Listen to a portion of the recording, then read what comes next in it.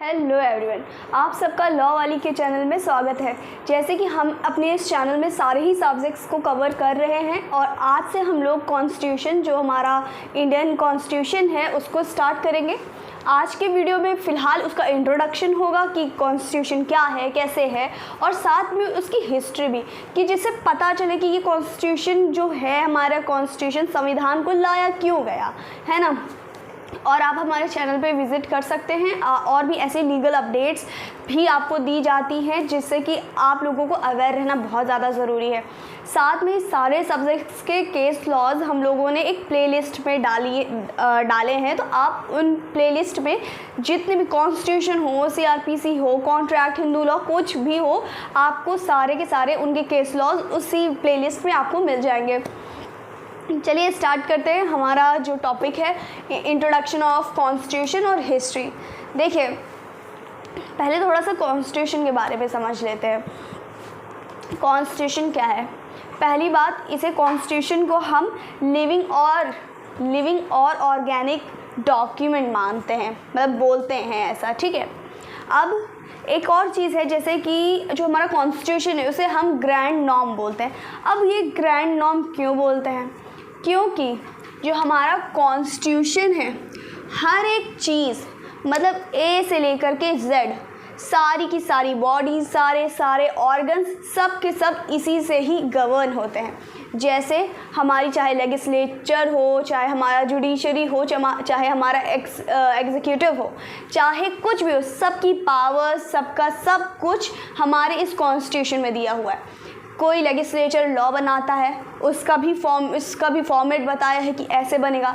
अगर किसी लॉ में चेंज करना है तो पार्लियामेंट की पावर्स भी उसमें बताई गई हैं कि क्या कैसे होगा। यानी हर एक चीज़ हमारे कॉन्स्टिट्यूशन पे डिपेंड है। कॉन्स्टिट्यूशन हमारा जो इंडिया का संविधान है वो सबसे सुप्रीम है, ठीक है।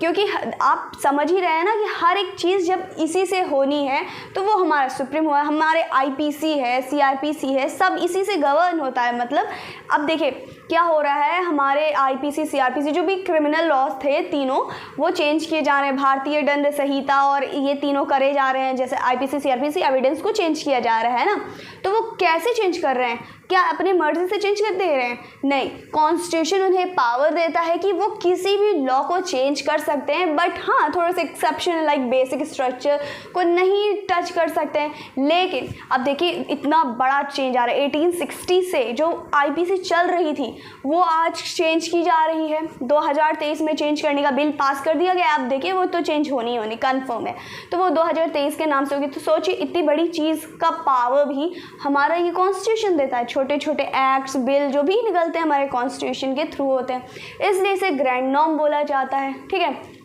अब थोड़ा सा ये समझते हैं कि जो हमारा कॉन्स्टिट्यूशन है उसको लाने का मोटो क्या था, ये क्यों आया और कैसे आया। अब इसके लिए हमें हिस्ट्री में जाना पड़ेगा। तो थोड़ा सा ये दिमाग लगाइए, पहले हमारे यहाँ राजाओं का राज्य चलता था भाई। पहले एक राजा है, दूसरे इस स्टेट में राजा है, तो दोनों आपस में लड़ाई की और जो जीता उसका राज, और जो जीतता था उसके रूल्स और रेगुलेशन उस एरिया में लगने लगते थे। तो ये हमारा कॉन्स्टिट्यूशन की ज़रूरत क्यों पड़ी? तो इसको समझने के लिए चलिए हम थोड़ा सा स्टार्ट करते हैं अपना 1600 AD से। मतलब जब क्या हुआ, जो ईस्ट इंडिया कंपनी, सब लोग जानते हैं, जितने भी लॉ स्टूडेंट होंगे और नॉर्मली ऐसे जानते हैं, जो अंग्रेज हमारे ऊपर शासन करें, वो पहले ईस्ट इंडिया कंपनी के नाम से आए थे। क्यों आए थे? क्योंकि उन्हें ट्रेड करना था। क्योंकि हमारे जो भारत में कई ऐसी चीज़ें थी, लाइक स्पाइसेस, जो काली मिर्च आती हैं वो हर जगह नहीं मिलती हैं, और उतना बेस्ट चीज़ें नहीं मिलती हैं जो हमारे इंडिया में मिलती हैं। तो इन सब को देखते हुए क्या पहले इंडिया की खोज की गई। उसके बाद क्या हुआ, 1600 में चार्टर पास हुआ कि भाई ट्रेड करना है हमारे इंडिया में। तो ट्रेड करने के लिए इंडिया में आए, ठीक है। तो पर उन्हें अच्छा लगने लगा, और वो लोग अंग्रेज, देखिए कोई भी, अगर आप भी किसी अदर घर में जाओ, अगर वहाँ पे लड़ाई हो रही है या सब कुछ अच्छे से चल रहा है, आप अज्यूम कर सकते हो कि हाँ, यहाँ अगर लड़ाई चल रही है आप उसमें और अच्छा लड़ाई बनवा सकते हो।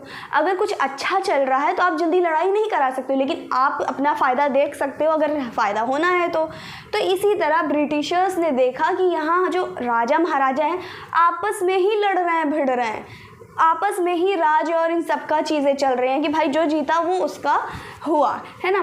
तो क्या हुआ, ट्रेड करने के लिए आए तो फिर क्या हुआ, जो हमारी मतलब कि जो इंग्लैंड की रानी एलिजाबेथ थी, उन्होंने 15 साल का एक चार्टर पास कराया कि यहाँ पे ट्रेड करने का, और थोड़े जैसे अब किसी भी ट्रेड को शुरू करने के लिए उस ट्रेड के अंदर रूल्स रेगुलेशन ज़रूर होते हैं, तो उसके लिए कि जैसे रूल्स रेगुलेशंस बना सकते हैं, तो उसके लिए इन्होंने 15 साल तक के इन्होंने एक चार्टर पास कराया कि यहाँ पे ट्रेड करेंगे और थोड़ा सा अपना रूलिंग करेंगे, ठीक है। फिर क्या होता है, आता है हमारा चार्टर 1726 चार्टर, ठीक है। अब इसमें क्या होता है, देखिए थोड़ा सा सन के हिसाब से पढ़ेंगे तो थोड़ा हिस्ट्री मजबूत होगी, इसलिए मैं सन बता रही हूँ, वरना इस चीज़ को अपने दिमाग में रखिए कि हमारा जो भारत का कॉन्स्टिट्यूशन यानी संविधान बना वो कैसे बना है ना। तो जब 1726 का आया तो इसमें बोर्ड ऑफ डायरेक्टर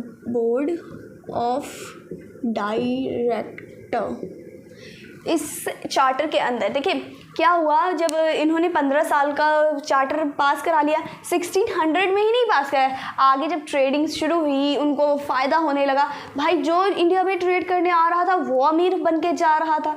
तो इस तरह धीरे धीरे क्या हुआ, ब्रिटिशर्स ने एक दूसरे को देखा, फिर स्टार्ट कर दिया, शुरू करना मतलब ट्रेड करना शुरू कर दिया। तो फिर इन्होंने 15 साल का चार्टर पास करा लिया।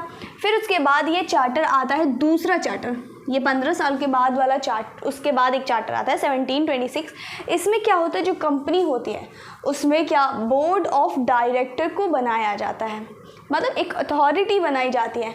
फाइनली इस जो 1726 के चार्टर एक्ट में जितने भी रूल्स और रेगुलेशन बनाने का इस मतलब कि जो कंपनी को ही पावर मिल गई कि जो रूल्स और रेगुलेशन है वो खुद बना सके, है ना। फिर आता है हमारा साथ में ही मतलब कि इसी में ही क्या होता है, जैसे कि इसमें 1726 में उस टाइम मुग़लों का थोड़ा सा शासन ज़्यादा था उस टाइम। तो जब अंग्रेज़ आए उस टाइम मतलब कि देखिए पहले क्या दूसरे का शासन ज़्यादा था, फिर क्या हुआ मुग़लों का शासन बना, फिर अंग्रेज़ आए, है ना, इस तरह हुआ है। तो जब ये लोग आए थे तो उस टाइम औरंगज़ेब थे,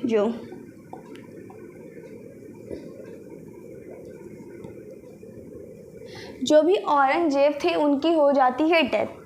इस चीज़ को देखते हुए अब देखिए किसी अच्छे राजा की मतलब कि कोई भी बहुत तेज़ राजा है या कोई भी तेज हो, अगर उसकी डेथ होती है या कुछ भी होता है ऐसा ख़राब, तो क्या होता है जो दूसरे इसके जो इसका पोजीशन पाना चाहते हैं ना, वो बहुत ज़्यादा अपनी मतलब कि तीव्रता दिखाने लगते हैं कि भाई अब जो ये इनका एरिया था वो मुझे मिलेगा। तो क्या हुआ, आपस में ये लोग सब लड़ने लगे कि बहुत ज़्यादा कि भाई ये एरिया मुझे चाहिए, भाई अब इनका साम्राज्य मुझे चाहिए, इनका वो मुझे चाहिए, ठीक है। तो क्या होता है, मैंने जैसे अभी बताया वॉर का फ़ायदा मतलब कि देखिए आपस में ही लड़ रहे हैं तो कोई भी फ़ायदा उठा सकता है।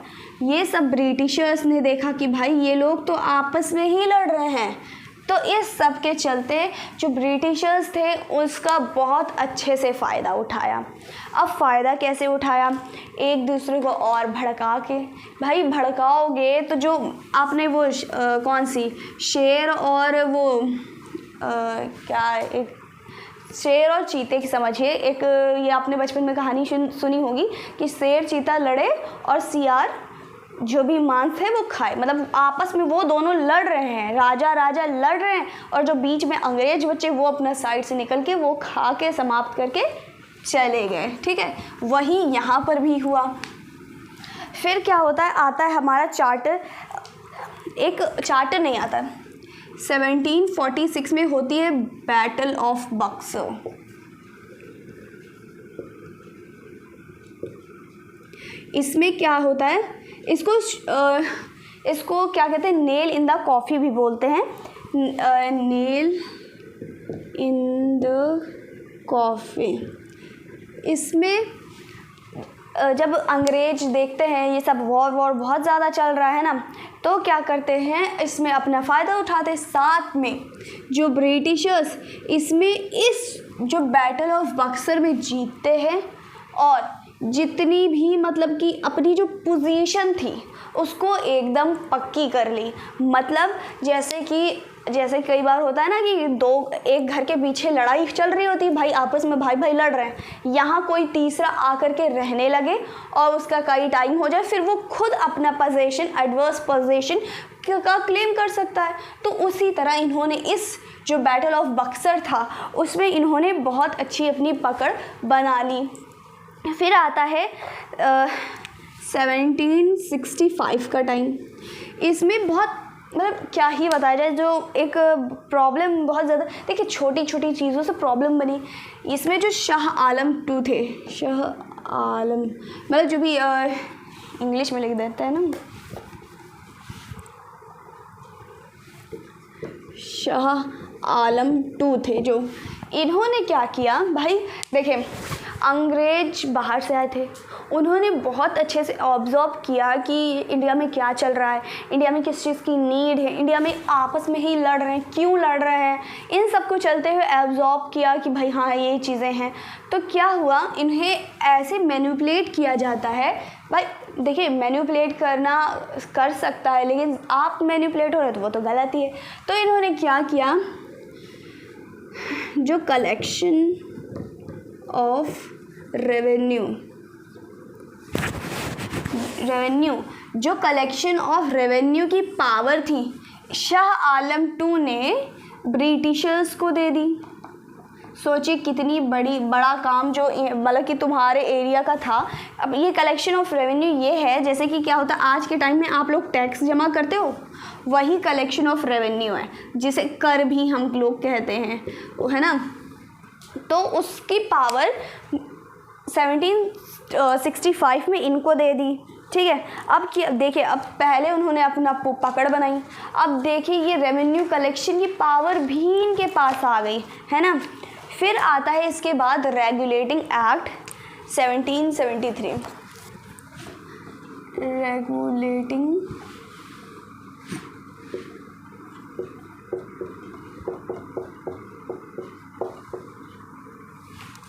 अब क्या होता है, यहाँ से जो ईस्ट इंडिया कंपनी था, मतलब देखिए ईस्ट इंडिया तो कंपनी आई थी अपने ट्रेड करने के लिए, ठीक है। फिर क्या होता है, देखा जाता है धीरे धीरे जो कंपनी थी वो डूबने लगी, और जो उसके वर्कर्स थे, जो उसमें काम कर रहे थे, जो भी मैनेजर्स थे, जितने भी जो भी लोग थे, वो होते जा रहे थे अमीर, और जो कंपनी थी वो एकदम लॉस में चली गई। तो फिर इस सब के चलते हुए जो ब्रिटिशर्स थे, ब्रिटिशर्स मतलब ब्रिटिश पार्लियामेंट थी, जो ब्रिटिश जो मतलब देखिए आए थे लोग काम करने, लेकिन जो वहाँ की गवर्नमेंट है उन्होंने क्या किया, इस एक्ट में जो ईस्ट इंडिया कंपनी थी उस पर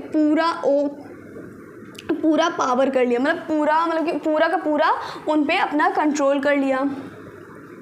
भाई जब तुम अपनी जिस काम के लिए आए हो वो काम नहीं हो रहा है, तुम डुबो रहे हो और तुम खुद अमीर हो रहे हो, तो उसमें जो गवर्नमेंट होती है उसे एक्शंस लेने पड़ते हैं ना। अगर आप यही इंडिया में देख लो, अगर टैक्स नहीं जमा करते हैं तो गवर्नमेंट एक्शन लेती है ना। तो उसी तरह क्या किया, जो ईस्ट इंडिया कंपनी थी उस पर पूरा का पूरा कंट्रोल कर लिया गया। साथ में ही इसी रेगुलेटिंग एक्ट में गवर्नर जनरल को बनाया गया, और जो पहले हमारे गवर्नर जनरल थे वो हमारे वॉरेन हेस्टिंग थे। जो गवर्नर जनरल थी वो वॉरेन हेस्टिंग बने। अब ये क्वेश्चन आता है कई बार कि कौन से पहले गवर्नर जनरल बने, तो वो हमारे वॉरेन हेस्टिंग बने 1773 के उस रेगुलेटिंग एक्ट में। साथ में ही कलकत्ता देखिए, अब तो कैलकाटा पढ़ते हैं, लेकिन उस टाइम कलकत्ता ही बोला जाता था। तो उसमें सुप्रीम कोर्ट को बनाया गया फर्स्ट टाइम। देखिए अब ब्रिटिशर्स राज कर रहे हैं तो उनके लिए भी कुछ रेगुलेशन होनी चाहिए। हो सकता है इंडियंस अगर कुछ कर रहे हैं उनके लिए भी रेगुलेशन होनी चाहिए। तो इसलिए सबसे पहली, आज के टाइम में तो दिल्ली में सिर्फ एक सुप्रीम कोर्ट है, लेकिन उस टाइम कलकत्ता में सबसे पहले सुप्रीम कोर्ट बनी, है ना। फिर होता है पिट्स इंडिया एक्ट आता है 1784 का। पिट्स, ये तो कई लोग सुने होंगे, पिट्स इंडिया एक्ट है ना, इस तरह ये काफ़ी ज़्यादा सुना होगा, पिट्स इंडिया एक्ट। अब इसमें क्या होता है कि इसमें देखिए जैसे कि अथॉरिटीज़ बनाई गई, गवर्नर जनरल बनाए गए, बोर्ड ऑफ डायरेक्टर बनाए गए, तो इसी तरह जो हमारे कोर्ट ऑफ डायरेक्टर थे, कोर्ट ऑफ डायरेक्टर, जो कोर्ट ऑफ डायरेक्टर थे उनको जितनी भी कॉमर्शियल अफेयर्स थी, कॉमर्शियल अफेयर्स की पावर, जो भी काम होगा, जो भी जैसे होगा, वो बोर्ड कोर्ट ऑफ डायरेक्टर देखेंगे। ये इनको पावर मिली पिट्स इंडिया एक्ट के थ्रू, है ना। फिर जो बोर्ड ऑफ कंट्रोल थे,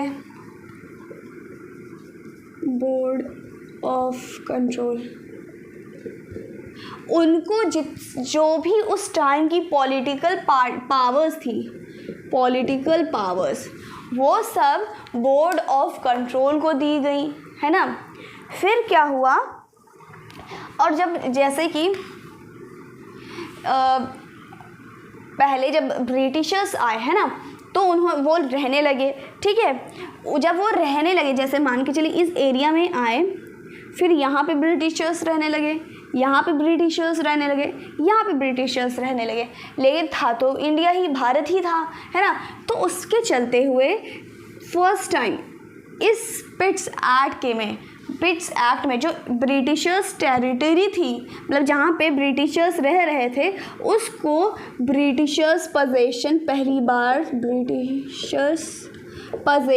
पहली बार उसको नाम दिया गया कि ये ब्रिटिशर्स पोजेशन है ना। मतलब जैसे ब्रिटिशर्स पोजेशन का ये मतलब हुआ, जैसे कि ये पेन है, ये मार्कर है, ये मार्कर मेरे पास है, तो मैं अब इसकी मालिक हुई क्योंकि ये मेरी पोजेशन है, मेरे हाथ में है, इसलिए मैं इसकी मालिक हुई। तो उसी हिसाब से इनका भी ये था कि जो मैं यहाँ रह रहा हूँ तो ये ब्रिटिशर्स का पोजेशन हुआ, ठीक है। फिर क्या होता है, आता है एक और चार्टर एक्ट जो कि 1833 का होता है, ठीक है। 1833 चार्टर एक्ट। अब इसमें क्या होता है, इसमें गवर्नर जनरल जो हम लोगों ने गवर्नर जनरल बनाए थे, हमने उसके बंगाल के बनाए गए थे, है ना। तो क्या हुआ, उन जो गवर्नर जनरल की पावर को पूरी गवर्नर जनरल ऑफ इंडिया कर दिया गया, मतलब वो पूरे इंडिया के गवर्नर जनरल होंगे। और वो बने कौन, वो विलियम बेंटिक बने, जो गवर्नर जनरल फर्स्ट इंडिया के बने, वो गवर्नर विलियम बेंटिक बने, ठीक है। फिर उसमें क्या है, फर्स्ट टाइम जो लॉ कमीशन था, इसी एक्ट के अंदर फर्स्ट टाइम लॉ कमीशन बनाया गया। अब देखिए लॉ कमीशन मतलब जैसे रूल्स रेगुलेशन बनाने वाले, अब इसको मैं ऐसे समझाती हूँ। जो लॉ कमीशन था उसके चेयरमैन मैकवेले जी थे, लॉर्ड मैकवेले, है ना। तो क्या हुआ, अब जो भी अगर लॉ स्टूडेंट देख रहा है उससे तो बहुत अच्छे से मालूम होगा ये हमारे लॉर्ड मैकवेले कौन थे। जिन्होंने आईपीसी ड्राफ्ट की थी वो हमारे लॉर्ड मैकवेले थे भाई। 1860 से चल रही ऐसा एक्ट, ऐसा कोड जो कि मतलब इतनी बेहतरीन बनाया। मैं देखिए ब्रिटिशर्स की प्रशंसा नहीं कर रही, मैं बता रही हूँ, क्योंकि हर एक चीज़ का दो पॉइंट ऑफ व्यू रखने चाहिए, क्योंकि हम किसी को सिर्फ अच्छा समझ रहे हैं ये गलत है। हमें उसका ख़राब चीज़ें भी समझना चाहिए, अच्छी चीज़ें भी समझना चाहिए, तब हम लोग उसका सही आंसर निकाल सकते हैं, है ना, जैसे रिसर्च में करते हैं। तो क्या हुआ, जो हमारे आईपीसी के ये लॉर्ड मैकवेले जी को चेयरमैन बनाया। तो जितने भी लॉ, अब देखिए अब आए हो, आप कहीं पे रहना शुरू किए हो, आपने अपना पूरा पोजीशन बना लिया, तो उसमें रूल्स और रेगुलेशन बनाने की ज़रूरत पड़ती है। तो क्या हुआ, लॉर्ड मैकवेले ने एक आईपीसी नाम से, इंडियन पीनल कोड के नाम से एक कोड बनाया। उसमें सारे के सारे रूल्स रेगुलेशन बनाए, ठीक है। और अभी तो 511 सेक्शंस थे, है ना, अब तो वो बदल रहा है। लेकिन क्या हुआ, इन्होंने कोड बनाया क्यों, इसलिए बनाया अगर कोई भी मतलब अगर कोई भी जो हिंदुस्तानी है वो कुछ भी आर्ग्यू करता है, किसी टाइप की प्रॉब्लम करता है, तो सज़ा उन्हें उस हिसाब से दी जाएगी। इसीलिए ही ना बनाया, तभी तो 124A में देशद्रोह बनाया है। और वो अभी तक चल रहा था कि भाई आप अब देशद्रोह कैसे, मतलब राजद्रोह था, अब यहाँ पे राजद्रोह के नाम का कुछ है ही नहीं। तो इस चीज़ को चेंज करते हुए उन्होंने क्या किया, हमारी इस बार जो चेंज कर रही है हमारी गवर्नमेंट ऑफ इंडिया, तो वो उस जो देशद्रोह और सेडिशन वाला सेक्शन था उसको हटा दिए। रखी है उस चीज़ों की, अगर कोई भी इश्यूज़ बनाएगा तो क्या उसे फ्री छोड़ दिया जाएगा, नहीं, इधर उधर सेक्शन में डाल दिया गया। लेकिन जो सेडिशन वाला, जो राजद्रोह वाला काम था ना सिस्टम, उसको हटा दिया गया है। तो इसलिए ये लॉ कमीशन बनाई और उसके लॉर्ड मैकॉले जी हमारे इसके चेयरमैन बने। फिर क्या हुआ, इसी में ही जो ब्रिटिशर्स थे उन्होंने अपनी कॉलोनी बनाना शुरू कर दी, मतलब अपने एरियाज़ बढ़ाना शुरू कर दिए, अपना एरियाज़ को, मतलब अब जैसे कॉलोनी, अब आप एक परिवार यहाँ पे रह रहे हो, साथ में अब यहाँ परिवार, यहाँ अपनी बड़ी सी कॉलोनी सेपरेट करना शुरू कर दिया, जिससे कि मतलब देखिए पोजीशन, अब आप लोग जिनकी जनसंख्या ज़्यादा होती है उन्हीं का ही मेजॉरिटी माना जाता है। आप किसी भी वोटिंग सेक्शन में देखिए, जहाँ भी मेजॉरिटी होती है उन्हीं का शासन होता है। उसी तरह वो लोग कॉलोनी बनाने लगे, मेजॉरिटी मतलब ज़्यादा बनने लगे कि भाई जितने ज़्यादा होंगे उतना अच्छा हम लोग उन पे राज कर सकते हैं, है ना। फिर क्या होता है, उसके बाद साथ में इसमें एक और चीज़ थी इसी एक्ट के अंदर कि अगर कोई ब्रिटिश पार्लियामेंट है, वहाँ पे जो भी लॉज बन रहे हैं, जो भी चल रहे हैं, वो सारे इंडिया में भी एप्लीकेबल होंगे। अब हर एक चीज़ थोड़ी ना हो सकता है, जैसे कि कुछ ब्रिटिशर्स में कुछ अलग लॉज हैं, पर जो वहाँ पे बन रहे हैं वो साथ में ही इंडिया पे भी एप्लीकेबल होंगे, ठीक। फिर आता है एक लास्ट चार्टर बचा है 1853 का। ये जो चार्टर रेगुलेटिंग एक्ट आए और एक्ट्स आए, लेकिन जो ये 1853 का एक लास्ट चार्टर था, मतलब जो चार्टर था वो लास्ट ये था 1853 वाला। अब इसमें क्या क्या हुआ ये जानते हैं। इसमें थोड़ा सा काफ़ी ज़्यादा चेंजेस लाए गए। क्या चेंजेस लाए गए, जैसे कि 12 मेंबर की काउंसिल बनाई गई, मतलब 12 मेंबर्स की एक काउंसिल बनाई गई, जिसमें जो लेजिस्लेटिव सेपरेशन की बात की गई, मतलब कि जो लेजिस्लेचर है उसकी अलग पावर्स की बात की गई, जो एग्जीक्यूटिव है उसकी अलग पावर उससे सेपरेट की गई। मतलब देखिए आज के टाइम में हमारा यही तो सिस्टम है, 3 पावर सेपरेटेड है, हमारी जो जुडिशरी है, हमारा एग्जीक्यूटिव है, हमारा लेजिस्लेचर है। तो क्या है कि इनमें जो जुडिशरी है वो इंटरफेयर नहीं कर सकती है लेजिस्लेचर पे इंटरफेयर नहीं कर सकता है जुडिशरी पे, ना एग्जीक्यूटिव पे, सबकी अलग अलग पावर्स हैं, ठीक। और मतलब कुछ भी प्रॉब्लम होती है उसकी सॉल्यूशन भी है, और ठीक है। तो फिर इसमें लेजिस्लेटिव और एग्जीक्यूटिव की सेपरेशन की बात की गई। और साथ में ही इसी एक्ट के अंदर जो सिविल सर्विसेज थी, सिविल सर्विसेज, जैसे आप अभी हम लोग यूपीएससी के नाम से जानते हैं, ऐसा कोई बच्चा नहीं होगा जो इसके बारे में यूपीएससी जो इसके बारे में नहीं जानता होगा। तो ये चीज़ इसी एक्ट के अंदर ब्रिटिशर्स पहली बार लेकर के आए, सिविल सर्विसेज की ये नौकरी कह लीजिए, है ना। फिर और इसमें एक और चीज़, जो लोकल रिप्रेजेंटेटिव हैं, लोकल रिप्रेजेंटेटिव उनको चुनने के, जो भारतीय हैं उनको लोकल रिप्रेजेंटेटिव चुनने के लिए उन्हें पावर दी गई। फिर एक अब थोड़ा सा इसके आगे का जान लेते हैं कुछ समय का, जो कि 1858 से 1919 का। अब इसमें क्या होता है, इसे हम लोग गवर्नमेंट ऑफ इंडिया एक्ट भी बोलते हैं, गवर्नमेंट ऑफ इंडियन एक्ट, है ना। इसको हम लोग गवर्नमेंट ऑफ इंडियन एक्ट भी बोलते हैं। इसे 1858।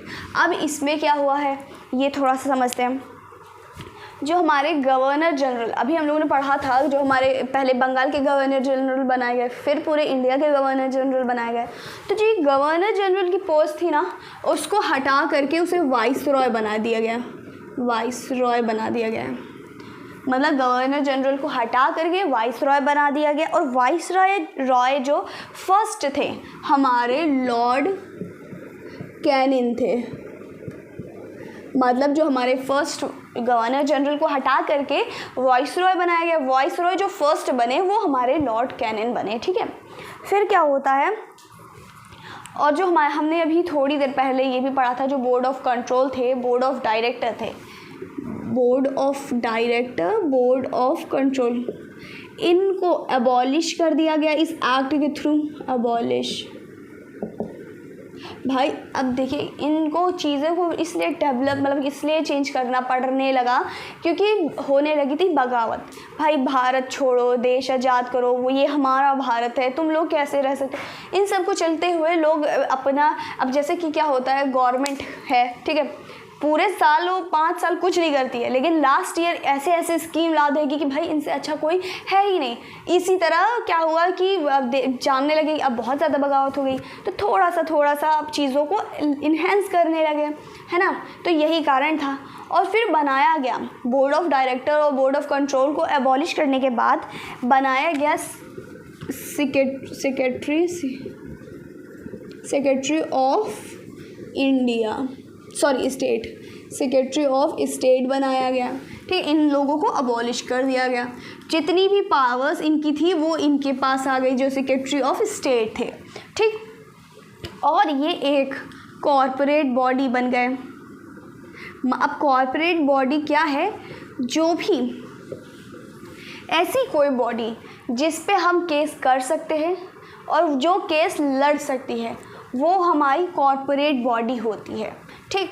तो उसके जो सेक्रेटरी ऑफ स्टेट थे उनको पावर मिल गई सारी, जो board of director, board of control के थे, और कॉरपोरेट बॉडी, उन्हें कॉरपोरेट बॉडी भी हो गए जिससे कि उन्हें सू किया जा सकता था, ठीक है। फिर आता है हमारा 1909, इसी में ही इंडियन काउंसिल एक्ट आता है।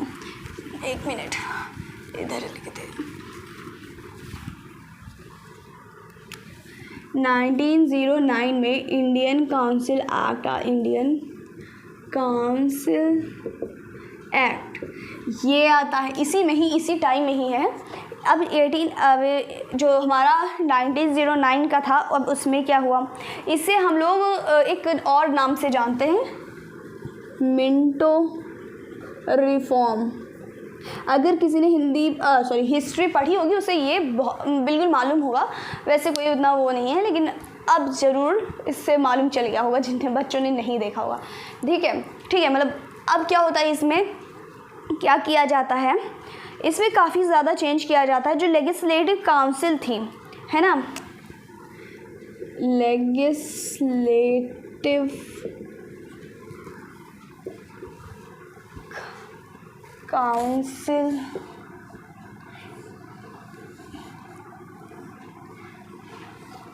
जो भी लेजिस्लेटिव काउंसिल थी उसके इसी में ही मेंबर्स को इंक्रीज़ किया गया, पहली बात।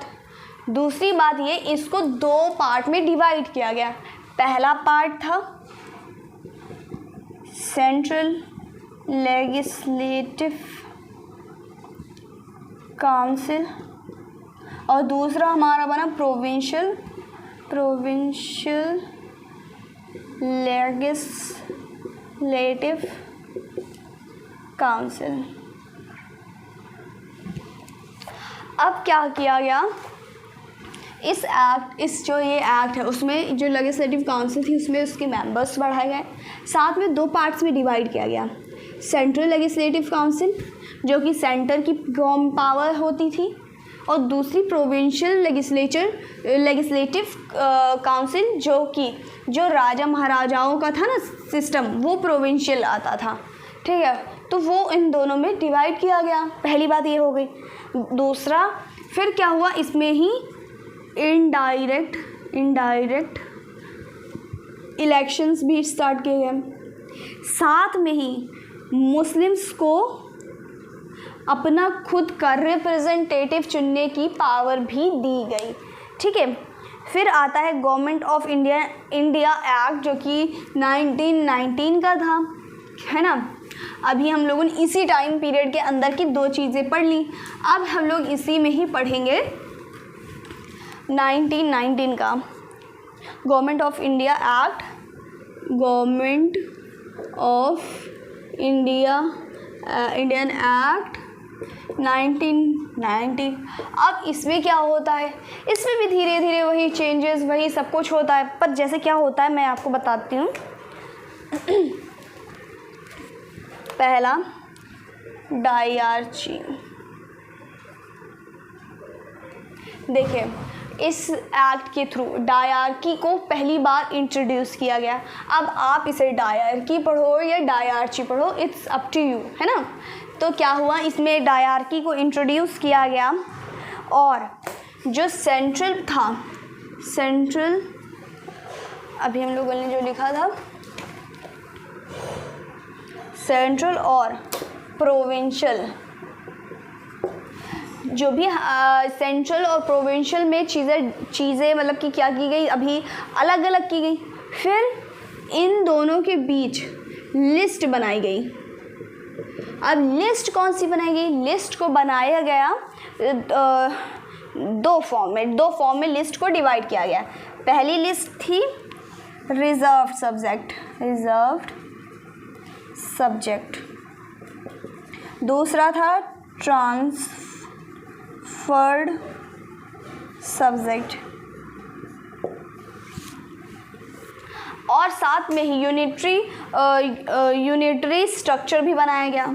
अब यूनिटरी स्ट्रक्चर क्या है, अब यूनिटरी स्ट्रक्चर बनाने का ये मतलब हुआ कि जो भी हमारी सेंट्रल की गवर्नमेंट थी, सेंट्रल की पावर थी, अगर सेंट्रल ने कह दिया मछली ये मार्कर नहीं ये पेन है, तो मतलब वो पेन है और आर्ग्यू नहीं कर सकते थे। यूनिटरी स्ट्रक्चर बनाया भाई, क्वेश्चन नहीं कर सकते थे उस टाइम। ठीक है, फिर क्या हुआ, साथ में ही जो भी एक मिनट, अब क्या होता है, जो भी ये जो हमारा ये गवर्नमेंट ऑफ इंडिया एक्ट 1919 था, वो उस टाइम जो भी सेंट्रल में पहली बात यूनिटरी पावर की बात तो कर दी गई है, लेकिन सेंट्रल में कोई भी रिस्पॉन्सिबल गवर्नमेंट नहीं थी।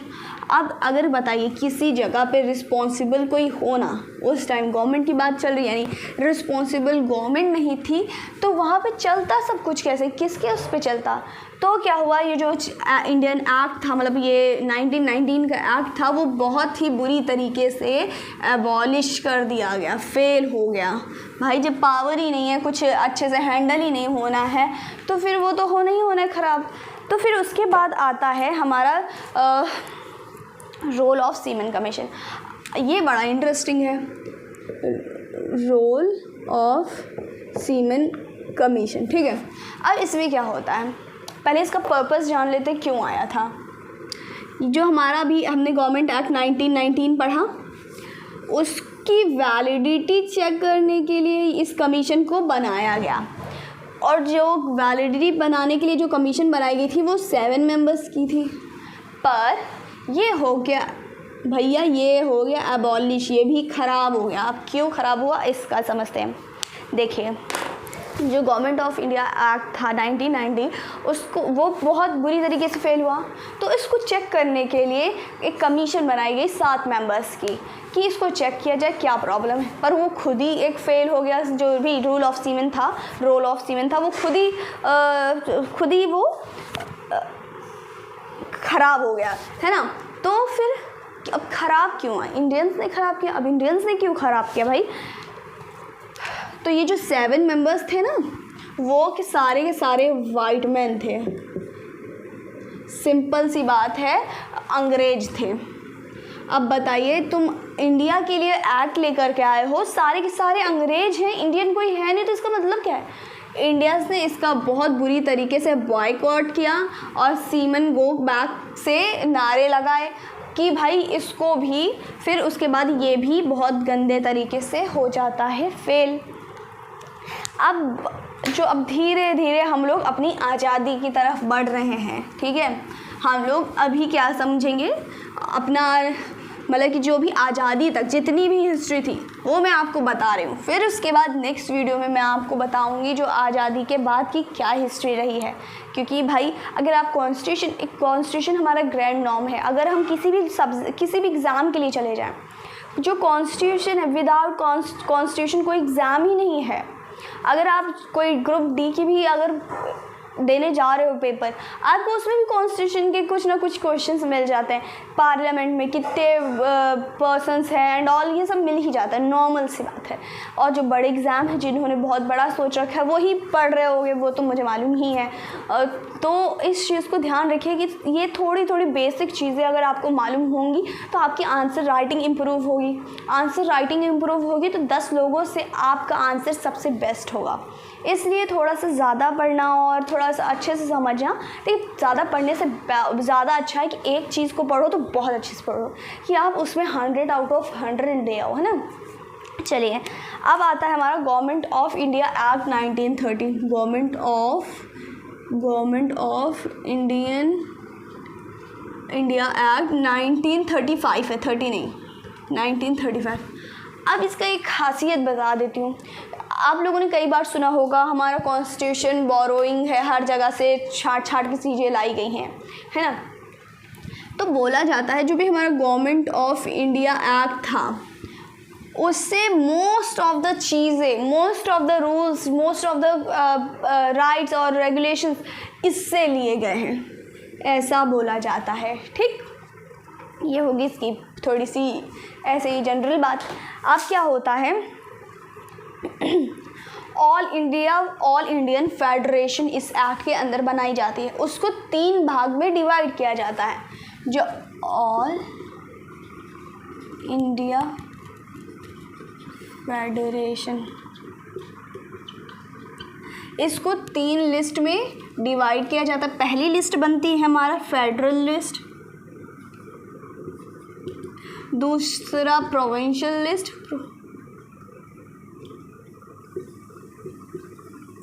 तीसरा कनकरेंट लिस्ट।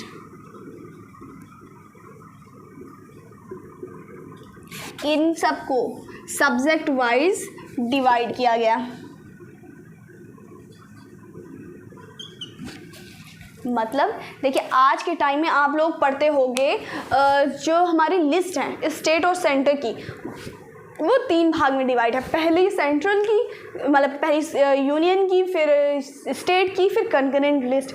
यानी जो पहली जो यूनियन की है वो यूनियन बनाएगा, जो स्टेट की है वो स्टेट बनाएगा, और फिर आती है हमारा कंकरेंट लिस्ट, उसमें दोनों इक्वली बनाएंगे। अगर मान के चलिए स्टेट और सेंट्रल की 2 चीज़ों में वो प्रॉब्लम होती है, तो किसकी मानी जाएगी? तो हमारे जो सेंट्रल की पावर है, सेंट्रल की गवर्नमेंट है, उसकी मानी जाएगी। उसके बाद जो सेंट्रल में डायरकी को भी इंट्रोड्यूस किया गया, ठीक है। और साथ में ही इसी ही एक्ट में बाईकैमरल लेजिस्लेचर को भी इंट्रोड्यूस किया गया, और साथ में ही 6 प्रोविंशियल स्टेट में भी इसको लागू कर दिया गया, है ना। और देखिए, इसमें बहुत ज़्यादा चेंज आया, बहुत ड्रास्टिक चेंज आया। थोड़ा सा हो गया था ना, इंडिपेंडेंस के पास आ रहे थे, चीज़ों को हैंडल करना बहुत ज़रूरी थी, बहुत ज़्यादा मारधाड़ चलने लगी थी, इस तरह की चीज़ें बहुत ज़्यादा चलने लगी थी, है ना। तो फिर क्या हुआ, इसी एक्ट के अंदर जो हमारा RBI है, reserve bank of India, bank की स्थापना की गई फर्स्ट टाइम इस एक्ट के अंदर। और साथ में ही जो फेडरल कमीशन को भी स्टार्ट किया, जैसे UPSC हो गया, SPSC हो गया, इन सब चीज़ों को भी साथ में यहाँ पे इंट्रोड्यूस किया गया, है ना। और साथ में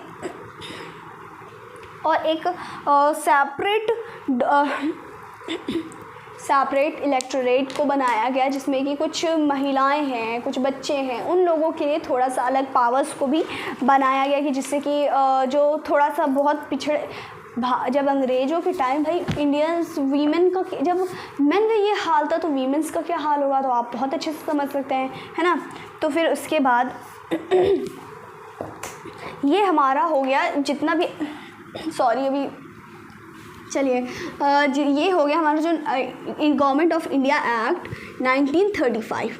ये हमारा मतलब कि जो भी इंडिपेंडेंस के पहले का जो भी हिस्ट्री थी वो है ना।